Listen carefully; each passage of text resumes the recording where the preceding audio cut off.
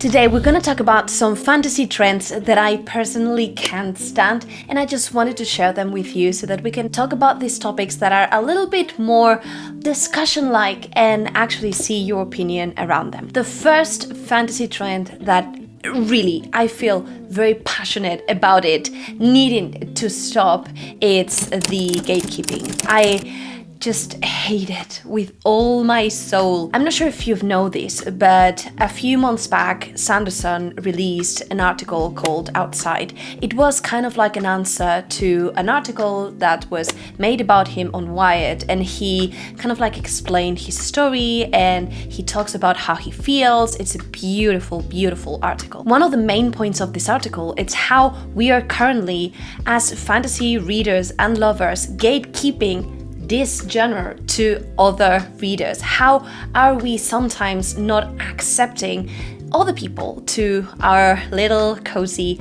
family group? And in here he talks, for example, about readers that come to fantasy because they fell in love with the latest popular teen book or because they have loved the movie adaptation. And I feel this as well with young adult. I feel that if you read this kind of books, or if you match this profile, which isn't entirely marking all the boxes to be a proper fantasy reader, you are not properly one of them, one of us. And I think it's just so unfair. I am sure this is just an opinion and something that I tend to see, but I've felt is, especially when I started the channel, I read both adult fantasy and young adult, and because I hadn't yet read the main popular, let's say, adult fantasy books, I felt that I wasn't there, and comparing and talking about popular books, I felt that something was missing. And sometimes I feel that if you want to review something or you want to add your comment, you kind of like need to have so much things in order to make sure that you are a fantasy lover. And I absolutely hate that. I think that if you love reading, and especially if you love fantasy, everyone should feel welcomed. We are this amazing community of readers throughout the world that are enjoying of something unique, fabulous. And I just die a little bit inside when I see that we are gatekeeping or not accepting people from book talk, or that we are, not considering those readers as we are. Let me know what you think. I understand it's a little bit of a complex and very subjective point. The second topic I wanted to mention, it's kind of like a very hot thing right now, which is having multiple editions with bonus content for the same book. This has been lately called out because of Sarah J. Maas, her release of Crescent City Book 3. It's absolutely madness because she is sharing up to 5-6 different versions. In each of these versions, she will have different extra content, and that is so messed up. This has been called out before by some of my friends. Johan, yes, Patrick, I will link their channels and their videos down below if you want to get more context about it. But in a nutshell, what it implies is that if you want to get that extra bonus content, you will need to buy all those different options, which I think it's absolutely madness. Yes, it is great if you're a fan of the book and if you want those editions, I think that's fantastic. But the thing that you need to buy 5, that is not okay. And this is also very limited. There are some editions that I cannot even buy because I live in Spain, so I cannot access those books. And just thinking that part of the content will be released just for a subset of people,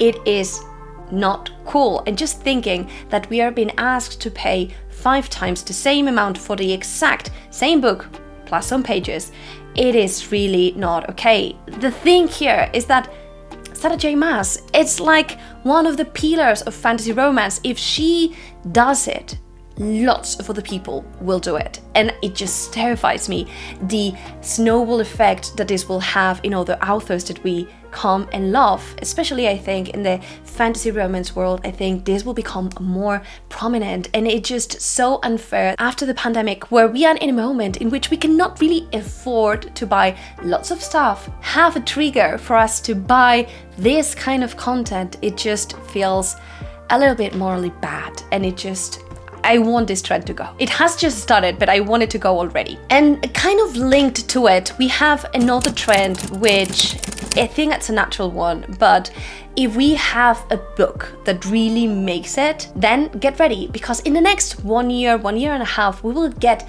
tons of books that are exploiting the same exact content. And this is something that happened previously with A Court of Thorns and Roses. Yes, it was amazing to see fairies and smut, that is great, but from that point onwards, it has been done so many times.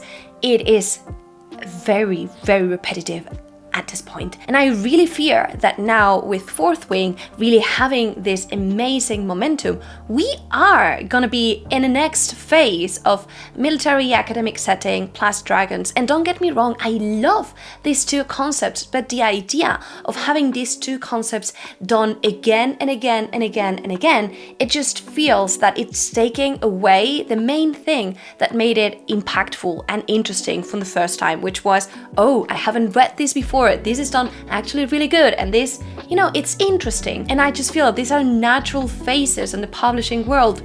We got this with Twilight, with Divergent, Hunger Games. We are gonna have another one with Fourth Wing, and I want it, but at the same time I would like for authors to keep expanding and keep searching new themes that we might like, that we might love, and for us to have different worlds to be able to pick from them. Another thing in fantasy, and probably the most sensitive from this list, is that I feel that at times it's way more complex for an author to create a story and for it to be published and published well if they don't belong to the classic Western English background.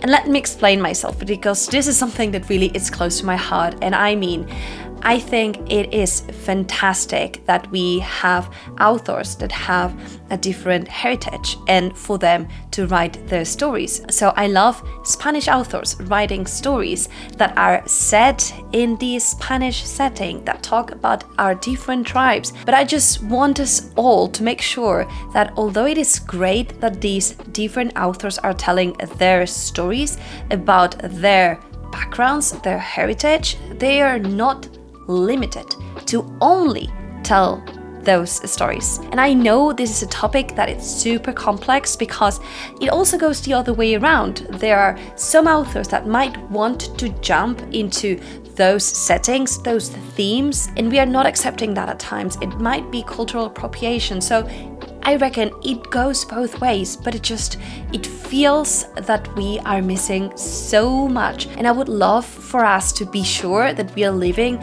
these amazing authors worldwide to be able to write stories that conquer our hearts, regardless of what are the limitations of their heritage. And going for a lighter topic, but one that really, really, really disturbs me, is if a book has a movie or a TV series adaptation, please don't change the book cover. And if you definitely need to change it because you believe that in that way it will become more accessible for people that want to keep reading about that story, because I understand that makes sense, please don't add the sticker. Like, don't add created by Netflix. I hate it. I don't want a book. I know. I don't want a book that has that sticker on. Please remove it. No, I don't want it. And last but not least, and this is something that I am also guilty of propagating, it's of creating reading goals. There's a very thin line here because in one hand, I am very structured. So I am all for setting goals and go and conquer them. But then there's a point in which hearing how many books someone has read can make us feel not that good and make us want to set really unachievable goals that ultimately fail to prove the point of reading. And I know that I'm one of those people, but I am running a booktube channel. I want to read as many books as I can, so hopefully I can share those that are good with you and help you avoid those that I don't believe are as good. But I remembered when I wasn't running the channel that I read 2, 3, 4 books a year, and that was a massive goal for me. Then 1 book a month. That was amazing. And the point here is that I don't want us to feel stressed about reading, because for me, reading, it's kind of like the ultimate relaxation thing that you can do, like something that really connects it with myself, and hopefully it does to you as well. So just remember, goals are great, but please take into consideration that it's best to just enjoy what you're reading, even if you're not making them. And, you know, people read a lot and other people read less, and everything, it's okay. It's just please be mindful, and let's not preach that the usual thing is to read between 50, 100. I know friends that read 200 books a year, because it's absolutely not the case. Right, and these were kind of like my unpopular opinions, also worst trends in fantasy that I've been seeing lately. But let me know down below, what are your thoughts about all of these? I cannot wait to hear them.